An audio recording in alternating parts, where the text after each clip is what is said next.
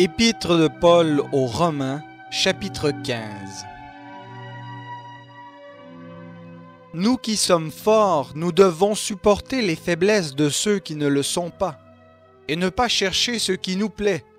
Que chacun de nous plaise au prochain pour ce qui est bon, en vue de l'édification. Car le Christ n'a pas cherché ce qui lui plaisait, mais selon qu'il est écrit, les outrages de ceux qui t'outragent sont tombés sur moi. Or, tout ce qui a été écrit d'avance l'a été pour notre instruction, afin que par la patience et par la consolation que donnent les Écritures, nous possédions l'espérance.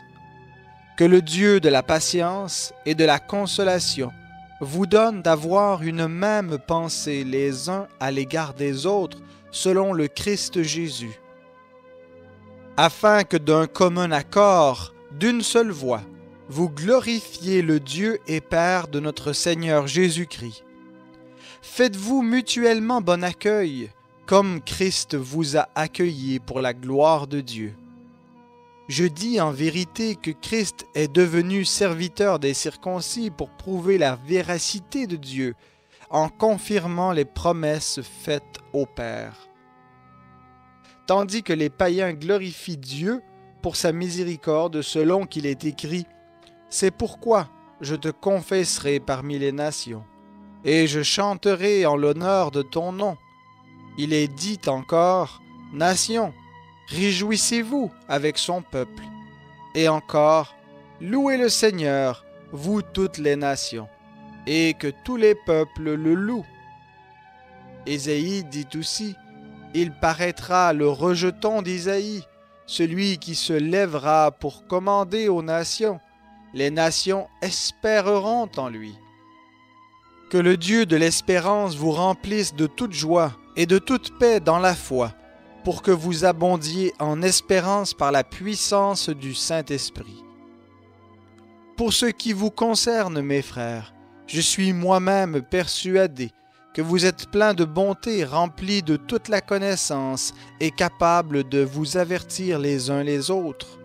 Cependant, à certains égards, je vous ai écrit avec une sorte de hardiesse, comme pour réveiller vos souvenirs à cause de la grâce que Dieu m'a faite d'être ministre du Christ Jésus pour les païens. Je m'acquitte du service sacré de l'Évangile de Dieu, afin que les païens lui soient une offrande agréable, sanctifiée par l'Esprit Saint.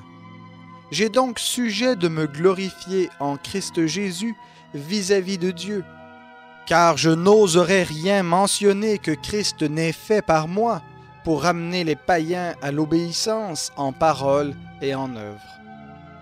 Par la puissance de l'Esprit, ainsi, depuis Jérusalem et en rayonnant jusqu'en Illyrie, j'ai abondamment répandu l'Évangile du Christ. Et je me suis fait un point d'honneur d'annoncer l'Évangile là où Christ n'avait pas été nommé, afin de ne pas bâtir sur le fondement d'autrui, mais selon qu'il est écrit « Ceux à qui il n'avait pas été annoncé verront, et ceux qui n'en avaient pas entendu parler comprendront. » C'est ce qui m'a souvent empêché d'aller chez vous. Mais maintenant, je n'ai plus de champ d'action dans ces contrées et j'ai depuis plusieurs années le désir d'aller chez vous quand je me rendrai en Espagne. J'espère vous voir en passant et y être accompagné par vous, après avoir d'abord satisfait en partie mon désir de me trouver chez vous. Actuellement, je vais à Jérusalem pour le service des saints, car la Macédoine et l'Achaïe ont bien voulu faire une collecte en faveur des pauvres qui sont parmi les saints de Jérusalem.